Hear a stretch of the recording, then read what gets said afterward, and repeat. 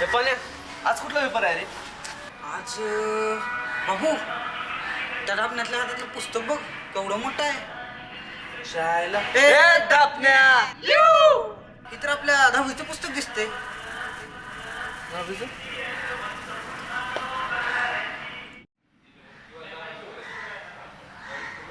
आले सगळेजण? कोणी राहिलं नाहीये ना? सगळ्यांनी एका बाजूला बसा. सगळ्यांनी डावीकडे व्हा. एका लाईनमध्ये बसायचंय. कुणाकडे काही चिठ्ठी वगैरे नाही ना? काही राहिले का बेंचमध्ये एकदा चेक करा पुस्तक वगैरे. नाही ना? हां, सगळ्यांनी आपापलं सामान आणलेलं आहे. कोणी कोणाच्या पेपरमध्ये डोकवायचं नाही. ही वेळ का परीक्षेला यायची? किती वाजले? किती वाजता देतात परीक्षा? चला आतमध्ये. बसा पटकन तुमच्या जागेवर.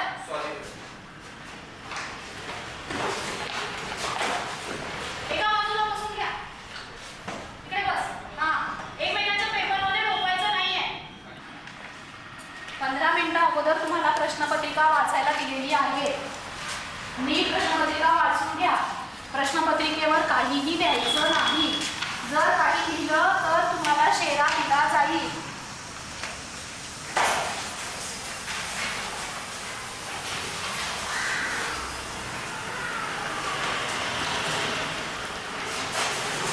एकमेकांकडे बघू नका. आपापल्या पेपरमध्ये डोकवा. नापास करेल पुन्हा.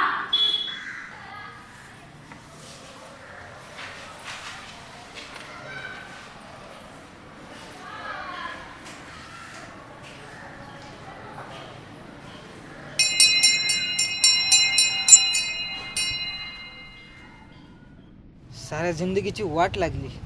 चौथीत 2 वेळा दिली. 7वी तर 3 वेळा दिली. तू बी 2 वेळा दिली. आता तर शाळेचा शर्ट बी नाही होत आहे. दरवेळेला ठरवायचा आता लई चांगला अभ्यास करेन. एका दमात सोडवून दाखवेल. मी बी. पण आता असं वाटतं की 10वी बी परत द्यावं लागेल. पण छायला मला बी वाटणार. मला तर वाटते परत 10वीला बसण्यापेक्षा जीवच द्यावा. हे पण येडा वेडा झाला की काय तू? हा गण्या, माझं ठरले. घरच्यांचं बोलणं ऐकून ऐकून थकलोय मी आता.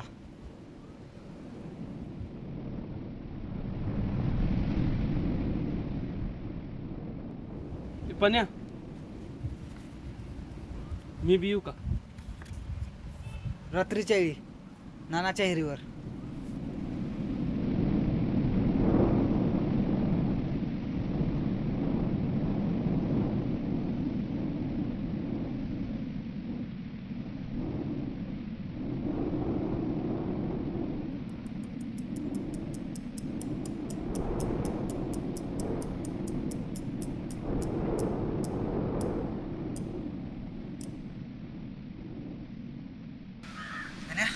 ठरलं बरं का, पुढल्या जन्मी खचून अभ्यास करायचा.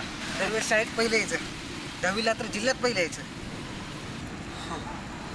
पुढल्या वेळेस अभ्यास करायचा म्हणजे पुढल्या वेळेस परत बालवाडीपासनं.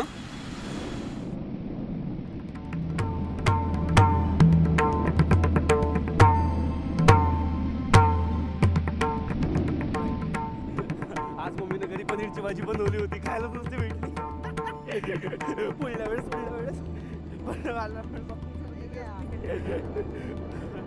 काही शरी आता मस्त जाऊ आरामात भाजी खाऊन संपलो विषय.